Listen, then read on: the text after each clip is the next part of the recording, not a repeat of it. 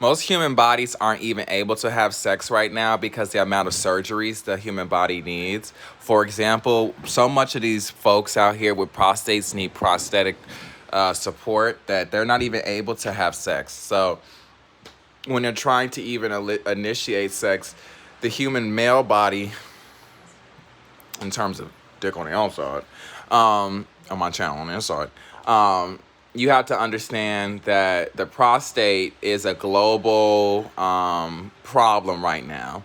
They're at a conference literally as I speak, trying to come up with new techniques to heal the prostate. So baby making can I'm excusing everybody from baby making because it's not safe and we have enough people, so you all can work on your prostates now. So this is where I would highly encourage the girls who are people who are tops, to come on and get comfortable with your top self, because you're gonna need you're gonna get put to work. So anybody got that top energy, it's really top, bring that side out of you. Aquarius will help you. Okay, that goes for any body, autonomy, origin, self-autonomy, whatever. Tops are tops. Okay, so bring that out. If you know you naturally are a bottom, or you just cannot get that top energy together, that's okay. You can get with a top and work on it. Aquarius is masculine, but it's also kind of gay. It's the homo sexual, the homo genius, the homo it's like the homo prefix. Homo in English is like a thing, whatever. So in terms of the age of Aquarius, it's the homo. Okay, so you want to think homo genius, homo genetic, homo. What does that prefix really mean? Okay, so if you are a top, you can help your bottom get to get to their top half, their top self, and then y'all two can be two tops that also work together. Maybe not in the same way, but can definitely work together and both challenge each other in that top way. That is healthy and what we call cohabitive of the Aquarian paradigm. Okay. So anybody with prostates, this is going to be an extra age where we're going to do stuff a little differently just to focus on the prostate. Now, with that also being said, don't think that people without prostates aren't going to get work. What we're saying is, since we're thinking about the body and interactions prosthetically, folks who also experience life in a prosthetic form, which is everybody, because we all produce a titration of hormones, will also be impacted.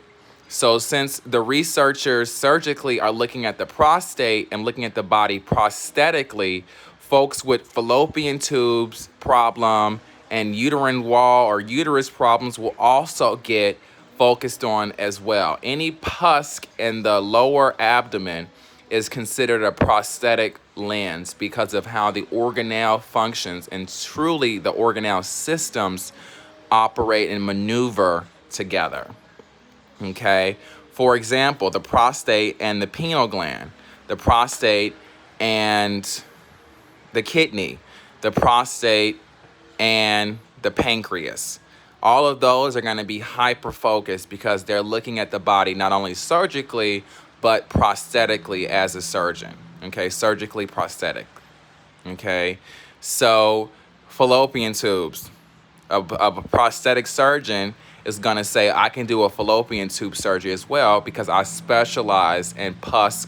They have another way of saying this, but because I'm on my YouTube and I'm on layman's terms, because I specialize in the pus of the lower abdomen, I can also do a surgery that pertains to candida of the fallopian tube, or an infection of the fallopian tube, or a blockage in the fallopian tube or in the uterine wall as well. Okay, anything that deals with hormones, thyroid would also be focused on because it's prosthetic. So I don't want you all to think, oh, it's misogynistic, or nope. This is not misogynistic. This is environmental, and that we're looking at things prosthetically, meaning they're looking at it from a lens of hormonal titration.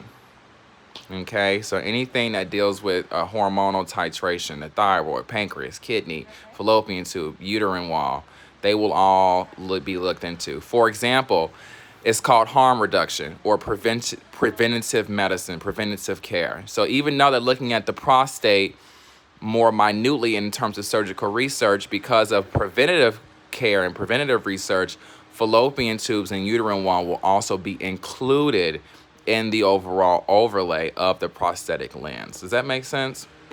I just want to make sure y'all don't feel left out. It's just about an emphasis in terms of library taxonomy.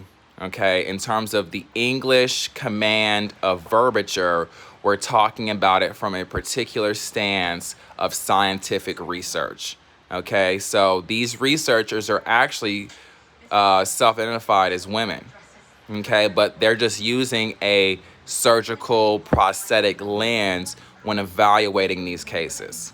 Okay, because they are what we considered focusing on the hormone. This is layman's terms, focusing on the hormonal titration of the body. They'll say thyroid, they'll say kidney, they'll say pancreas, they'll say prostate, they'll say fallopian tubes, they'll say uterine wall.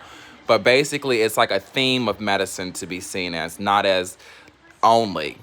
Okay, it's all, and especially this particular case, because statistically, we need to help this vulnerable population exist so that we all can be better. And any type of prosthetic lens is going to be holistic because it surgically speaking, has to include the other organelle systems involved with controlling, maneuvering, operating the actual prostate itself, which includes the brain, the heart, the kidney, the pancreas, lungs, etc., etc., etc. Okay, so everything's still getting looked at, but just from a prosthetic lens. So even though folks may not have a prostate, they will also be a part of this prosthetic research because what? They're around people with prostates.